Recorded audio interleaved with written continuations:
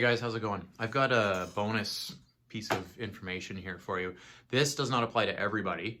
This is for the ukulele players out there who have a ukulele at home and hopefully the ability to tune it, which you can get free apps for that, by the way. If you don't think you do, you do.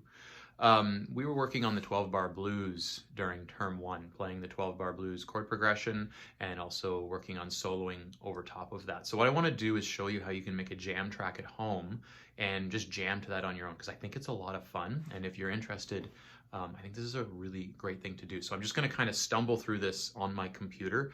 What I'm going to show you works with any Apple product. So if you have an iPhone, an iPad, or an Apple computer, you have GarageBand. So I'm going to walk you through GarageBand, which I'm, believe it or not, actually reasonably new to. I've only been using it for the last few months, even though it's just been sitting here ready for me. It's very cool. So you'll have your ukulele, you can tune it, you can download free tuners for your phones. If you don't have a regular tuner, there is a tuner within GarageBand as well. So I'm just going to pull this camera a little bit closer and you're going to just look over my shoulder for what we're doing. So pardon me as I move this over. I hope the view's okay. Well, what you need to do is open up GarageBand, whether it's the app for your phone, your iPad, your computer. It's free for all of them. And oh, it's jumping into something that I was working on earlier with my kids. So we're going to start something new. So it's going to ask you if you want to make a project. And yes, we want to make a project. And the first thing that you need to do is just jump to the drummer. There's so many ways we can do this and so much deeper we can go, but let's just start with some basics, okay? So we're going to start with the drummer and click create. And now what we have is something to keep time for us. Anytime you're going to layer a recording over top of another recording or you're going to play along with something, you have to keep it at the exact same time. Otherwise, it's just going to be a mess. And even if you don't want drums in what you're creating, you need to have them, and then you just take it out later so that the audience doesn't hear it. But you need drums to keep everything on time, okay? So the first drummer that pops up here, there's several options, by the way. You can choose a rock drummer, an alternative drummer, singer-songwriter drummer, R&B, electronic, hip-hop, or percussion. Pick whatever you want. It's yours. It's for fun. We're not making this to share with other people and to show it off. We're just doing it to have a good time. So I'll just take the first guy under rock here, this Kyle guy. So there's a button here that will let it loop and play. And so I've got drums now. Now, if I want, I can just kind of jam with this for a while, and that's fun, and that's cool. However, if I want to actually make a jam track where I have the rhythm part, where you guys play the C, F, and G7 chords, and then layer a solo over top of that, we have to do some recording, okay? So this drummer is going to work for me. So you can control your tempo. Right now my tempo is at 110, that's the speed, and you can make it as fast or as slow as you like. So I'll just go with that because that felt good. I'm going to stretch this drum track to be way longer. I have no idea how long I need it to be, but there, that's really long. So I'm going to do that. So I go back to the beginning. Now here's the thing. When you're recording, because what I'm going to do is record with my ukulele right now, you need headphones because you're just going to be recording with your phone or your iPad or your computer, and so the microphone's going to pick up any noises that they are. So ideally you're in a place where there's no other noises that are happening. If I were to just play the drums and record my ukulele, it would be recording of its drums that it's hearing, and it would create a bit of an echo effect, and you don't want that. So I'm just going to plug, I use these speakers here just because they sound better. You can just plug into the headphone jack of your computer. I happen to have a different setup. And by the way, this is sort of like the basics way of doing it. I have nicer stuff. I have here, do you want to see it? I don't know, do you care? This is basically an external sound card and a mixer, which improves the quality of what you're recording significantly. And then I have a decent microphone as well. So that really increases the quality of your recording. But again, we're not here to create something from a studio. We're here to just make a jam track because it's fun, okay? So we're going to use the internal microphones for our phones, iPads, or computers. So I've got my drum track here. I've got my ukulele. Hasn't been tuned in a while, but that's okay. We'll just go for it. I'm going to put on my headphones. So the drums are going to be playing through my headphones. You won't hear them. And I'm just going to layer on some recording. Now, I assume my computer's going to record it, or maybe it thinks it wants my microphone. Anyway, whatever. We'll see what happens. And I'm going to layer on a rhythm track. And then once that's there, we can record over top of it. I hear children running around in my house. They're going to come in and spoil my recording. Here's the thing. You have to have a quiet space for this to work, so just be aware of that. All right, so we'll see what happens here. All right, my kids ran down. Everything got crazy. Let me update you on what happened in the last few minutes, even though it's been a split second for you. All my presets in here are set to work with all my recording gear, and I don't want to turn that off. So for you guys, it'll just automatically by default go to your internal microphones and speakers and things like that. So it'll record fine for you. I'm using my microphone now, which is irrelevant for you. So I'm going to click on this little add button here because we have to add a microphone. Right now there are only drums that are working in what we're doing. So I'm going to add a microphone. And you can leave it right now. There's all these presets that come over here, which are really cool, and you can add them after the fact. So we can just record with no effects, no presets or anything, and then after the fact, we can click on stuff that we like the sound of. So I'll just leave it flat right now, and you can see how the levels are moving right here because I've got this clicked. If you have your drummer clicked and you go to record, it's not going to do anything, by the way. So I've got my microphone clicked. I'm going to turn it on so I've got a count in. So I've got a count of 4 and then I can start right on beat 1. So my drums are ready to go. You should practice with your drums for a minute before you record, by the way. I'm just going to hope for the best, but I would encourage you to practice. And I'm just going to lay down a couple rounds of the 12-bar blues and then I'll show you what comes next, okay? So let's give this a go. So we hit record and hope for the best. Sounds reasonably tuned.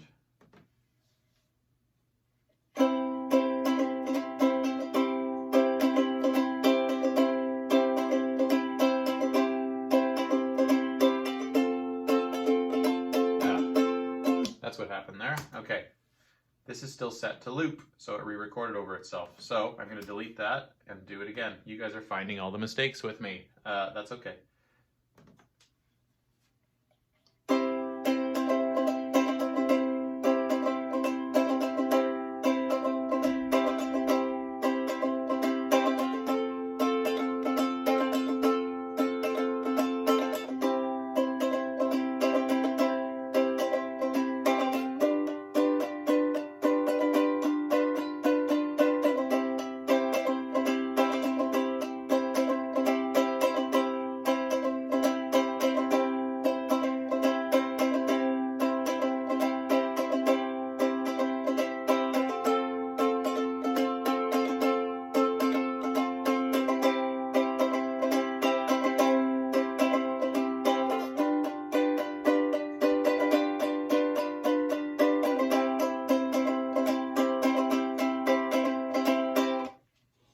All right, and you can loop that. I'm pretty sure if we drag this, it'll loop it for us, but I'll just leave it at that for now. So we've got a rhythm track, and that's going to play back into my headphones, which you won't be able to hear. So what I'm going to do is I'm going to add another microphone, the exact same idea, and we'll send it back to the beginning of the track. So what I'm going to be hearing will be drums and the rhythm section that I just played, and I'm going to record a solo over top of this. Or you can loop what you have and you don't have to record the solo and you can just jam to that. And basically what you've done is you've created a band for yourself.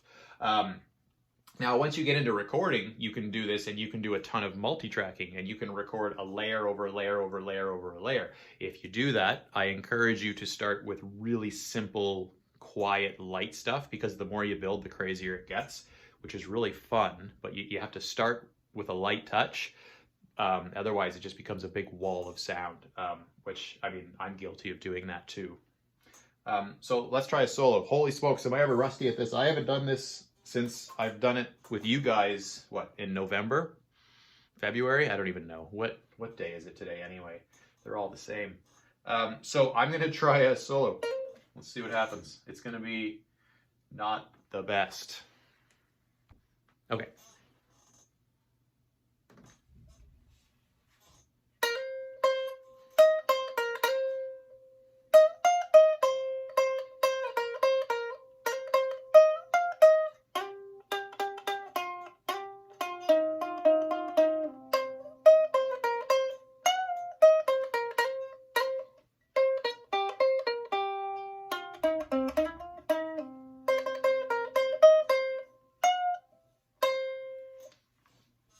All right, so I don't know. What does it sound like? Let's find out. So we can take off our headphones and it's the moment of truth. Now you can use, oh, I'm getting feedback. Was that happening the whole time? Sorry, guys. Turn that down. So we're gonna go back to the beginning. Now you can pan things left and right too, which is super cool. So what comes out of this isn't the same as this. I don't know if you pay attention to your headphones when you're listening to music, but your left headphone and your right headphone are not the same. Sometimes they are in older music where they recorded in mono, which means everything's the same. But the stuff we typically listen to is in stereo. So you might hear one guitar player in one ear and your other guitar player in your other ear. Or if you're listening to some like old Bob Dylan from the 60s, they would put their drummer on one side instead of in the middle like they do now. I find it very interesting to listen to just the way a person who makes a record places their sounds in your headphones. Listen to something in headphones carefully, you'll know what I'm saying. So I'm going to move my rhythm track a little bit to the left, and I'm going to move my solo track a little bit to the right. My rhythm track's probably going to be more powerful, so I can turn it down a little bit, and I can turn my solo track up a little bit. And then you get to actually do your mix while you're listening to it later, but that's just a guess. So let's see what we got.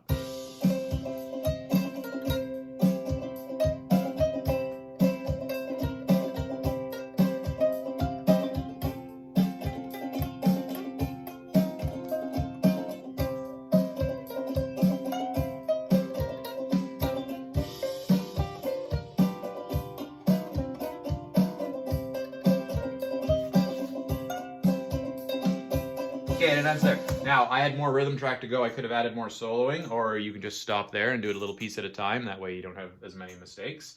But like I mentioned before, you can go in and add different presets that are here now. So that lead stuff that I just did, if I want to tell it that that was a crunchy guitar, and add, I don't know what all of these are, but let's just pick something like old school punk. Let's see what old school punk sounds like. And so we can play it again, and now we're gonna add an effect to the solo that I played.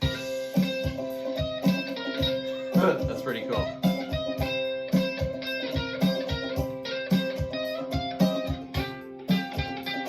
And there's like experimental guitar.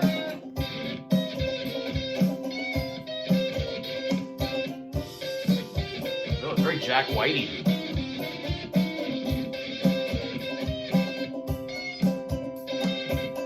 Okay, so that's enough to get you going. I could do this for a lot longer.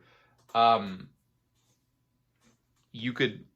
could fall into hours and hours of this quite easily. And I know that this video isn't for all of you, but I think there's a handful of students out there who maybe just opened up the next 2 months of their lives.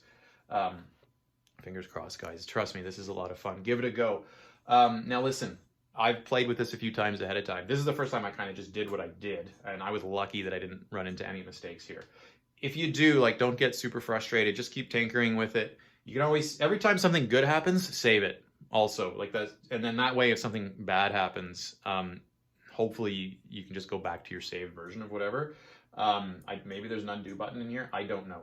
But this is the starting point of this. So if you just want to create a drum track and jam to that, you can do that. If you want to kick it up a notch, you can do a drum track with a rhythm track and then solo over top of it. If you want, you can add lots of different solos. And every time you add a new microphone in here, you can use a different tone. So when I say tone, I mean guitar sound. So you could have a very clean sounding ukulele with maybe some echoes and things, and then you can use some of these crazy effects and just play. Like, I think it's pretty cool. Now on the iPad version, and I don't think that exists for the computer version, you can find things like auto bass and auto guitar where it will literally play the instrument for you, but you play the role of composer and you just tell it when to change chords or when to start and when to stop. And there's like 5 or 6 options for like the style of play that it's going to be. And as you kind of crank the knob to a different option, it becomes just more complex, more things are happening. So you can go from very simple to having more going on.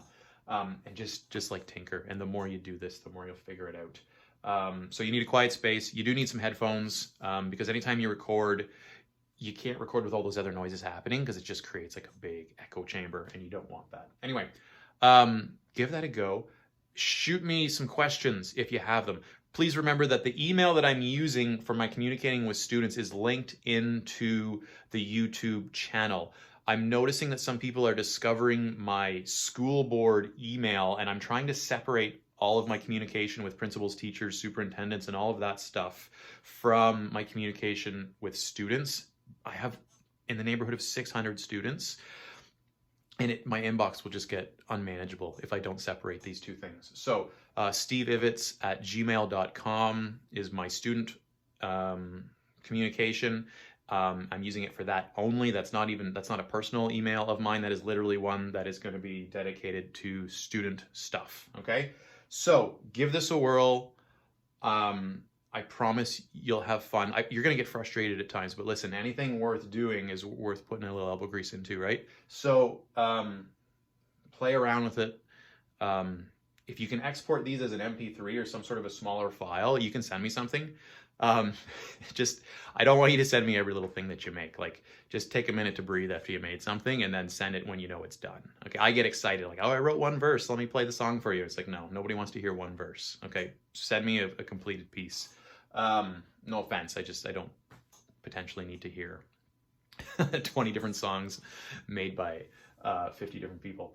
So anyway, have fun, guys.